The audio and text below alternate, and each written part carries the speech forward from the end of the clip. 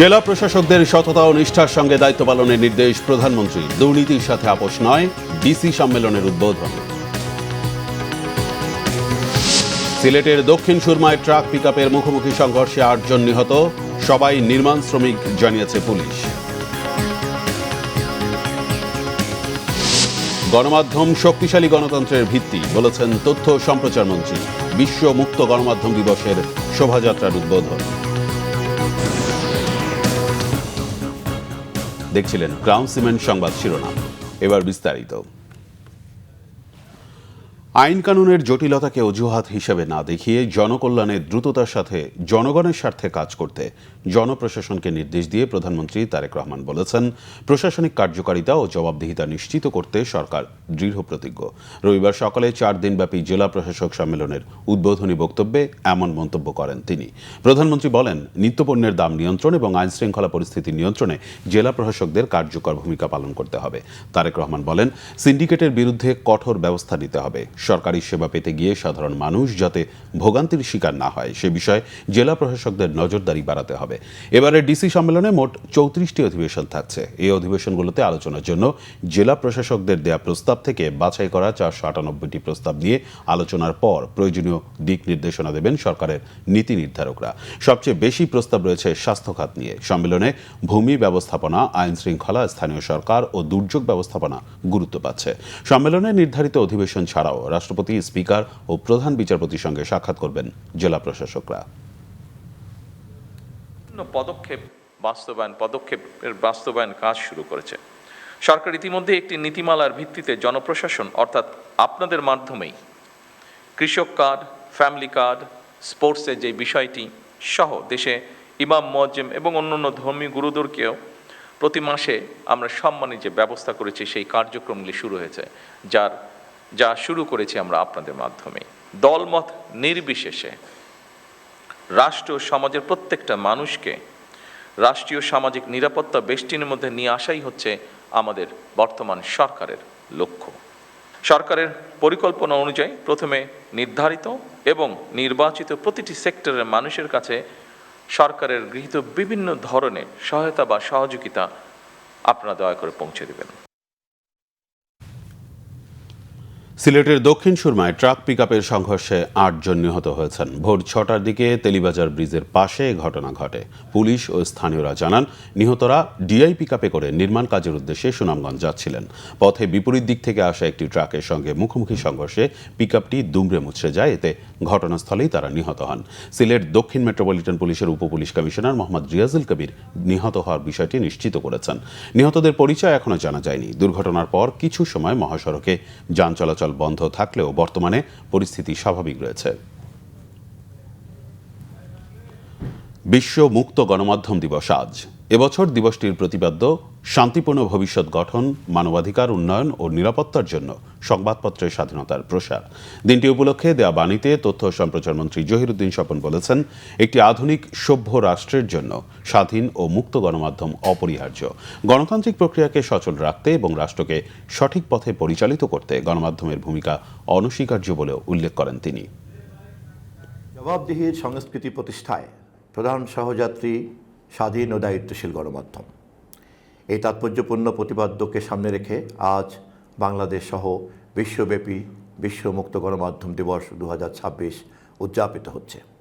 আমি গণপ্রজাতন্ত্রী বাংলাদেশ সরকার ও মাননীয় প্রধানমন্ত্রীর পক্ষ থেকে এই দিবস উপলক্ষে সকলকে জানাই আন্তরিক শুভেচ্ছা। প্রিয় দেশবাসী, আপনারা জানেন, বিগত জাতীয় সংসদ নির্বাচনে স্বাধীন গণমাধ্যম প্রতিষ্ঠাই ছিল আমাদের অন্যতম নির্বাচনী প্রতিশ্রুতি। আমরা সেই প্রতিশ্রুতি বাস্তবায়নে মাননীয় প্রধানমন্ত্রীর নির্দেশনা অনুযায়ী ইতিমধ্যেই সংশ্লিষ্ট সকলকে সঙ্গে নিয়ে কাজ শুরু করেছি। গণমাধ্যম একটি গণতান্ত্রিক রাষ্ট্র ব্যবস্থার অন্যতম প্রধান স্তম্ভ। স্বাধীন, বস্তুনিষ্ঠ ও দায়িত্বশীল গণমাধ্যম সমাজে স্বচ্ছতা, জবাবদিহি এবং সুশাসন প্রতিষ্ঠায় গুরুত্বপূর্ণ ভূমিকা পালন করে। রাষ্ট্র ও জনগণের মধ্যে সেতুবন্ধন রচনায় গণমাধ্যমের অবদান অনস্বীকার্য। একই সঙ্গে উন্নয়ন কার্যক্রম এবং নাগরিক অধিকার বিষয়ে সচেতনতা সৃষ্টিতেও গণমাধ্যম অগ্রণী ভূমিকা পালন করে আসছে। বর্তমান বিশ্বে তথ্য প্রযুক্তির অভূতপূর্ব বিকাশ গণমাধ্যমকে দিয়েছে নতুন মাত্রা। ডিজিটাল প্ল্যাটফর্ম, সামাজিক যোগাযোগ মাধ্যম এবং অনলাইন সংবাদ মাধ্যমের প্রসারে তথ্য প্রবাহ হয়েছে দ্রুততর ও বহুমাত্রিক। এই বাস্তবতায় গণমাধ্যমের স্বাধীনতা যেমন অপরিহার্য, তেমনি দায়িত্বশীলতাও সমান গুরুত্বপূর্ণ। আসুন আমরা সবাই মিলে সত্য ও ন্যায়ের পক্ষে দৃঢ় অবস্থান গ্রহণ করি। মুক্ত গণমাধ্যম ও জবাবদিহির সংস্কৃতি প্রতিষ্ঠায় দায়িত্বশীলতার সঙ্গে অবাধ তথ্য প্রবাহ নিশ্চিত করি।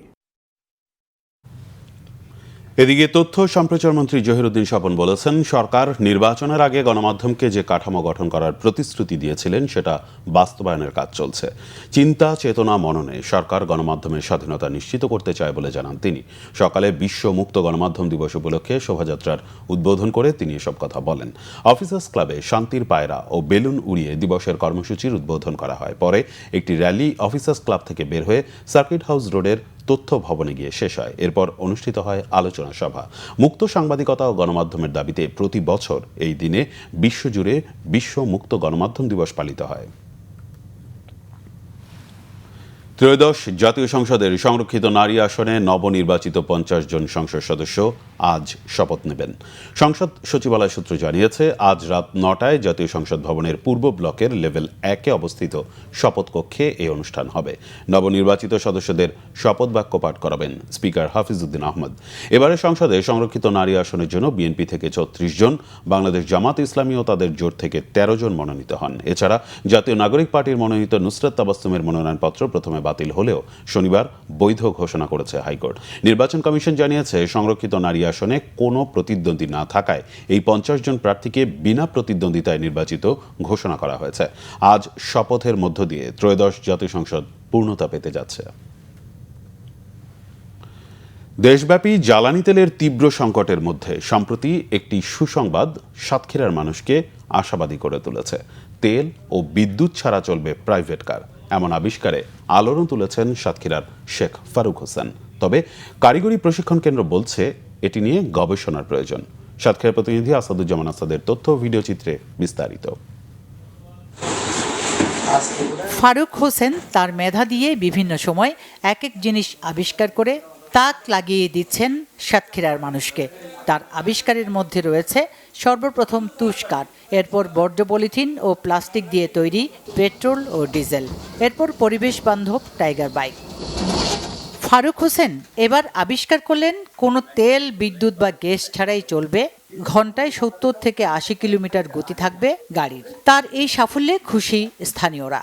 দেশের তেল সংকট, সেই সময় এখন আমাদের এলাকায় শেখ ফারুক হোসেন যে ইলেকট্রিক বাইকটা তৈরি করছে, এটা দেশের জন্য অনেক গর্বের একটা বিষয়। ব্যাটারিতে চলে, তেল ছাড়া। আমরা একটা জানতে পেরে এটা দেখার জন্য এসেছি। আমি তার সাফল্য মনোনয়ন কামনা করি এবং সরকার এই প্রতিভাটা কাজে লেগে এই দেশে এই ধরনের গাড়ি রাস্তায় বের করবে, এটা আমি আশা করি। পাম্পে দীর্ঘ লাইনে দাঁড়িয়ে বিরক্ত হয়ে তিনি এই আবিষ্কারের সিদ্ধান্ত নেন বলে জানান। আমি চিন্তা ভাবনা করে আমি নিজের মেধা দিয়ে আমি একটা ইঞ্জিন তৈরি করে এই গাড়িতে লাগাইছি। এই গাড়িতে তেল এবং বিদ্যুৎ লাগে না, দীর্ঘ সময় চলে। এই গাড়িটা যখন স্টার্ট হয় ব্যাটারি থেকে, ব্যাটারি স্টার্ট হওয়ার পরে আবার পুনরায় ব্যাটারি চার্জ হয়, এই চার্জের দীর্ঘ সময় চলে। বাইরের সোর্স ছাড়া ব্যাটারিতে চার্জ হওয়া বা গাড়ি চালানো কতটুকু সম্ভব সেটা নিয়ে গবেষণা ও যাচাই বাছাই প্রয়োজন বলছে কারিগরি প্রশিক্ষণ কেন্দ্র। বিস্তর গবেষণা করার দরকার আছে, কারণ এটা অনেকটা ফ্রি এনার্জির মতো হয়ে যায়। গাড়ি যদি এইভাবে চলতে পারে তাহলে আমার মনে হয় যে ইজি বাইক বা ই বাইকগুলোও তো আসলে এরকম হইতে পারে, কিন্তু আসলে তো আমরা সমাজে সেটা দেখি না। সরকারি পৃষ্ঠপোষকতা পেলে ফারুক হোসেনের এই আবিষ্কার দেশের জ্বালানি সংকট নিরসনে ভূমিকা রাখতে পারে বলে মনে করেন সংশ্লিষ্টরা। Bangla vision news desk. যুক্তরাষ্ট্রে হত্যার শিকার বাংলাদেশি পিএইচডি শিক্ষার্থী জামিল আহমেদ লিমনের মরদেহবাহী বিমান ঢাকার উদ্দেশ্যে রওনা দিয়েছে। স্থানীয় সময় শনিবার রাত 8:45 জামিলের মরদেহ বহনকারী এমিরেটস এয়ারলাইন্সের বিমানটি অরল্যান্ডো বিমানবন্দর ছাড়ে। দুবাই হয়ে সোমবার সকালে ঢাকায় পৌঁছাবে মরদেহ। এদিকে আগামী বুধবার বাদ জোহর যুক্তরাষ্ট্রে নাহিদা সুলতানা বৃষ্টির জানাজা শেষে মরদেহ দেশে পাঠানোর প্রক্রিয়া শুরু হবে।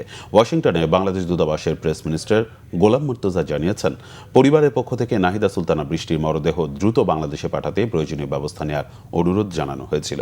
এরই মধ্যে ওয়াশিংটন ডিসিতে অবস্থিত বাংলাদেশ দূতাবাস এবং মিয়ামিতে বাংলাদেশ কনসুলেট যৌথভাবে মরদেহ দেশে পাঠানোর প্রক্রিয়া শুরু করেছে। লিমন ও বৃষ্টি দুজনেই 27 বছর বয়সী পিএইচডি শিক্ষার্থী ছিলেন। গত 16 এপ্রিল তারা নিখোঁজ হন। লিমনের রুমমেট হিশাম আবুঘার বিরুদ্ধে এই জোড়া হত্যাকাণ্ডের অভিযোগ উঠেছে। দোষী সাব্যস্ত হলে ফ্লোরিডার আইন অনুযায়ী তার মৃত্যুদণ্ড হতে পারে।